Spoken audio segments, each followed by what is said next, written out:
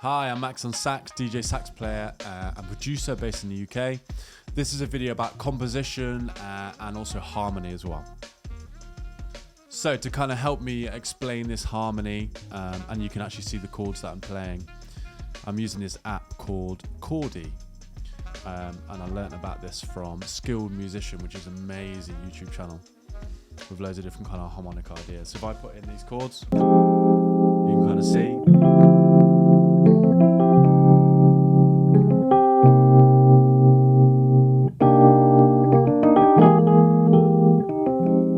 Really brilliant, so you can see exactly what kind of chords I'm playing there. So F minor 9, a nice D minor 9, D flat major 9 with a sharp 11 as well. And if I put like even kind of fruited chords, it says there different options.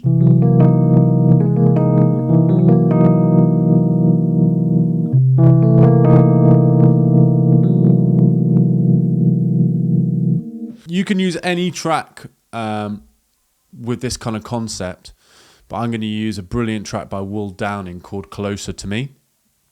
It's got some beautiful harmony. Let's have a quick listen to it. Yeah. Come on, get it. That's right, baby. Do it. Yeah.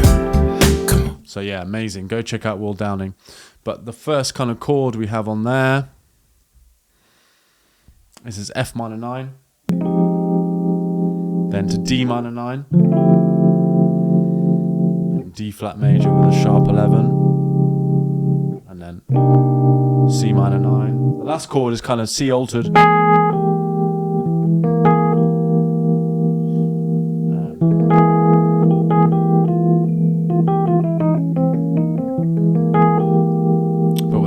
Actually, it's got like a natural 5 as well.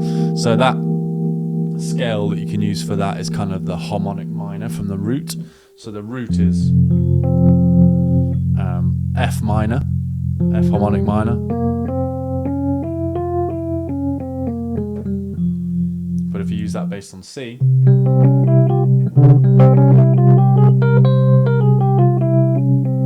so we get this.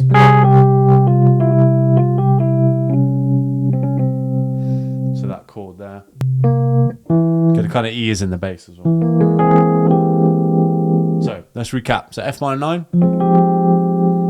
D minor 9, then D flat major with a sharp 11, and then C minor 7, or C minor 9, and the last chord.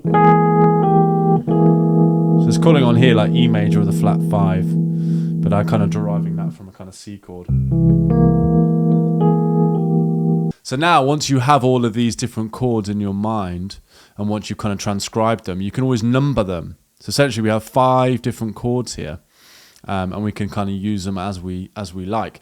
If you write them down on a piece of paper, then you kind of understand it intellectually, and you can also, there's some definitely advantage to seeing it written down. So chord 1 in the sequence is the F minor 9. And then the second chord in the sequence is the D minor 9. And then the third is that D flat major with a sharp 11. Fourth is the C minor 7. And then back to that. So you got 5. You just write those down. I'll put this in a PDF as well. But if you write them down, then you can see and you can kind of use a little sequence to your advantage. So one thing I do with some of my pupils, I used to do with my pupils in school, was have them write or transcribe a sequence from someone and then number them 1 to 5 or number them 1 to 4. And then you can write down your own sequence and experiment with that. It kind of takes out the fact that you have to play them on the piano or play them on an instrument.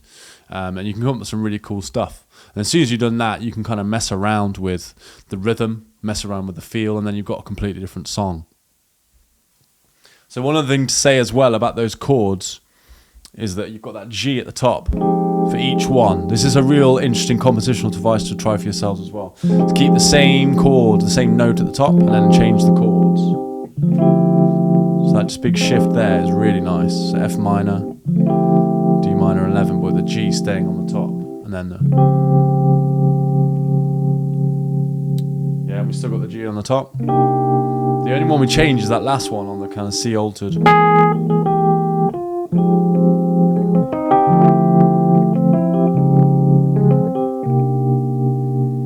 Yeah, it's really nice.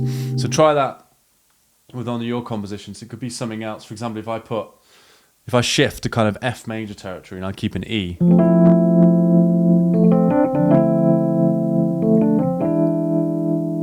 What I'm doing is keeping that E on top. Or if I keep a G on top in F major territory.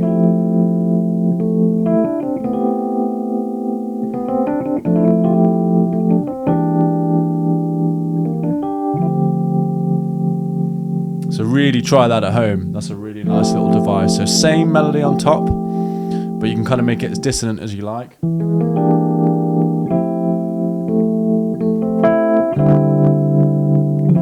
But change the chord underneath.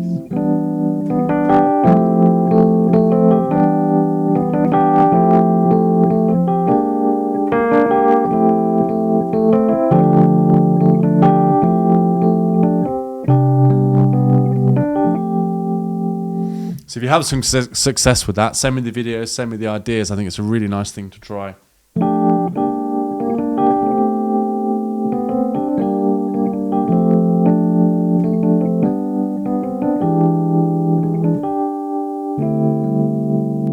So now to take this one step further, what we could do, you can put it into a DAW of your choice. I'm just using Ableton because that's something I'm really familiar with.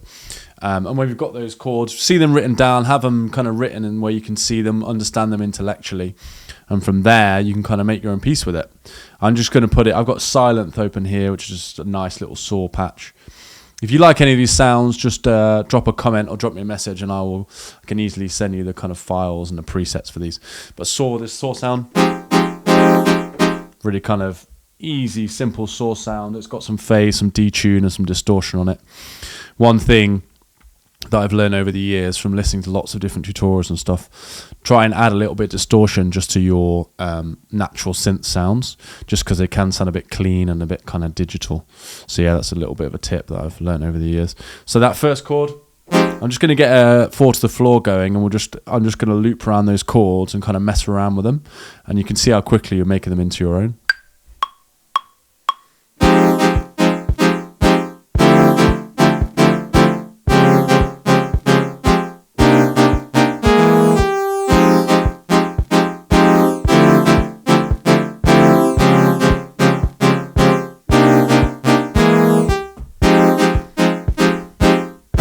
Let's add some bass.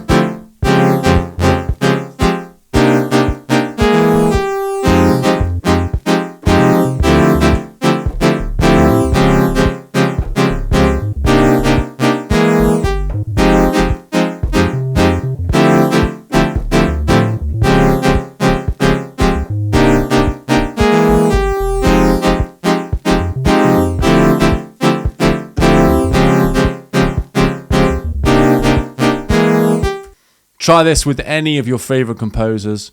It's a really good thing to do. Also, we haven't talked about that you can change the order of the chords. I haven't done that with an Ableton.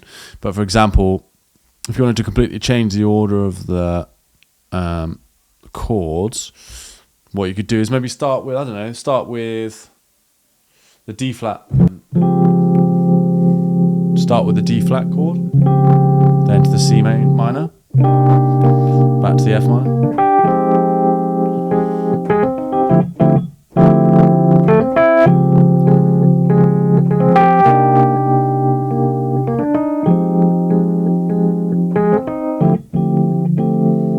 And from there, I mean, I'm still doing the same length of bars for each one, and still length of kind of beats. So I'm still doing like a 4 beat. You could have changed that, and then no one will know where you got those chords from. And what you'll do is you'll develop your arsenal of different chords and different harmonic ideas, and then you can develop it from there. So maybe if you just change the timing completely.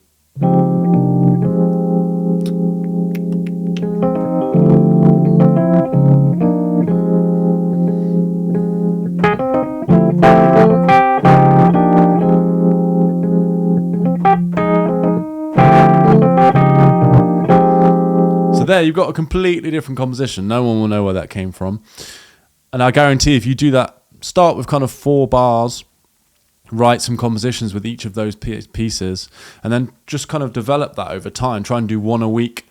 And eventually you'll have this massive knowledge of harmony and massive knowledge of chords, and then the compositions will start flowing. Brilliant. This video, please like, subscribe. Also, please send me in any of the music you kind of made. I've kind of written a lot of compositions this way, kind of taking ideas from other people, and then put it into sounds that you like. Put it into your DAWs, put it into Ableton, put it into Logic. Yeah, and create some brilliant stuff. Take care. Thank you.